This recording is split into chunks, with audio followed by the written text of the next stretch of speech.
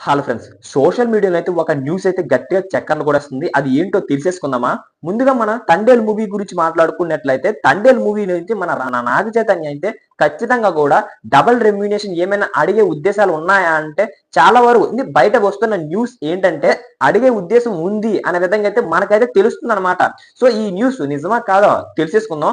ముందుగా మనం చూసుకున్నట్లయితే 'తండేల్' మూవీ స్టార్ట్ చేసి ఇప్పటికి 2 ఇయర్స్ అయిపోతుంది. అంటే ఈ 2 ఇయర్స్ లోనే నాగ చైతన్య గారు తలుచుకుంటే 2 మూవీస్ అయితే తీసేయొచ్చు. సో ఈ ఉద్దేశం మనసులో పెట్టుకొని ఎలాగైనా రెమ్యునేషన్ డబుల్ చేసే ఉద్దేశం మన నాగ చైతన్య గారికి ఏమైనా ఉందా అంటే ఖచ్చితంగా కూడా లేదని చెప్పాలి.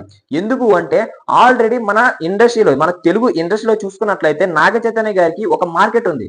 సినిమా ఇండస్ట్రీలోనే. సో ఆ మార్కెట్‌కి మించి మూవీ టీమ్ అయితే బడ్జెట్ అయితే పెట్టడం అయితే జరిగింది. దానికి తోడు నార్మల్‌గా ఇవ్వాల్సింది 10,00,00,000 కూడా రెమ్యునేషన్ మన నాగ చైతన్య గారికైతే ఇచ్చుకున్నారంట.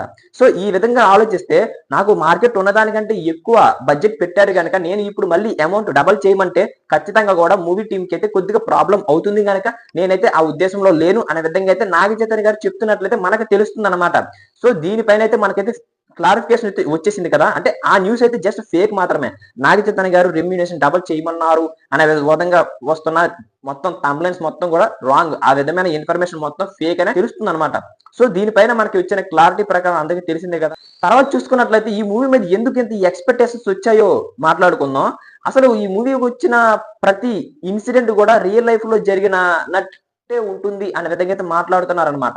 సో దానికి తోడు సాంగ్స్ అయ్యుండొచ్చు, బీజీఎం అయ్యుండొచ్చు, ట్రైలర్ అయ్యుండొచ్చు. ప్రతి ఒక్కటి కూడా ఫాన్స్ ని ఆకట్టుకునేలా ఉంటుంది అనైతే మూవీ మేకర్స్, అదే విధంగా మూవీ ప్రొడ్యూసర్స్, అదే విధంగా చూసుకున్నట్లయితే డైరెక్టర్స్ ఇవి మొత్తం కూడా చెప్పడం అయితే జరుగుతుందన్నమాట.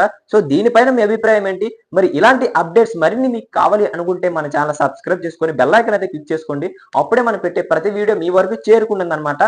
మీకు అర్థమైంది కదా! నాగ చైతన్య గారు మన రెమ్యునేషన్ అతని రెమ్యునేషన్ డబుల్ చెయ్యాలి అన్న ఆలోచన, అదే విధంగా సోషల్ మీడియాలోని వస్తున్న రూమర్స్ మొత్తం కూడా ఫేక్ అన్నమాట. అతనికి ఆ విధమైన ఉద్దేశం అయితే లేదు. అతనికి స్టార్టింగ్ లో ఎంతైతే అమౌంట్ ఇచ్చారో దాని మీదే అతనైతే ఫుల్ గా వర్క్ చేస్తున్నట్లయితే మనకు తెలుస్తుందన్నమాట. ఆ అమౌంట్ మళ్ళీ డబుల్ చేసే ఉద్దేశం అయితే నాగ చైతన్య గారు లేదు. మీకు క్లారిఫికేషన్ వచ్చిందని అనుకుంటున్నాను. Thank you.